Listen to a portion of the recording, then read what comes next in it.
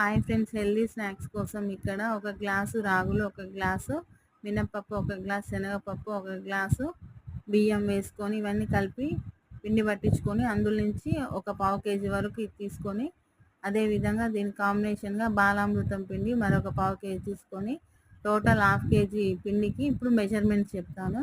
ఒక 2 స్పూన్ల కారం, ఒక అర స్పూన్ వరకు పసుపు, అర స్పూన్ వరకు ఉప్పు, ఒక స్పూన్ వరకు అల్లం వెల్లుల్లి పేస్ట్, 2 స్పూన్ల వరకు జీలకర్ర వేసుకొని హాట్ వాటర్తో కలిపేసుకొని పక్కకు పెట్టుకొని జంతికల గొట్టంలో బాగా మసులుతున్న ఆయిల్లో వేసి గోల్డెన్ కలర్ వచ్చే వరకు వేయించుకొని తీసేసుకుంటే సరిపోతుంది.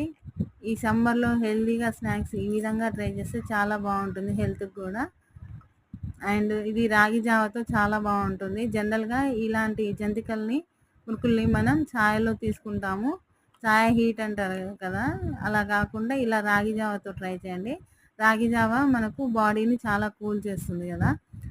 ఆ రాగి జావ ఇది ఇలా మురుకులు తీసుకున్న అయితే బ్రేక్ఫాస్ట్ ఫినిష్ అయిపోతుంది. ఒక్కసారి వారం రోజులకు సరిపడా ఈ మురుకులు చేసి పెట్టుకుంటే రాగి జావ అప్పటికప్పుడు మనం ఇన్స్టాంట్గా చేసుకోవచ్చు.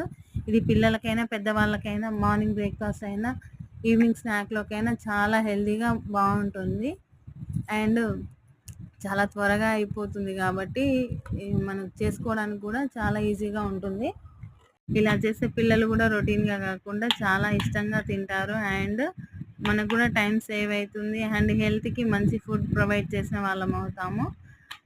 ఇక్కడ ఫుడ్ ఇలా తీసుకోవడం వల్ల వెయిట్ కూడా గెయిన్ అవ్వము మనం, ఎందుకంటే ఇక్కడ రాగి జావ వల్ల ఆటోమేటిక్గా వెయిట్ లాస్ అవుతాము. కొంచెం తినడానికి మనకు కడుపు నిండుగా అనిపిస్తుంది. అండ్ డైట్ ఫాలో అయ్యే వాళ్ళకు కూడా ఎఫెక్ట్ అవ్వకుండా ఉంటుంది.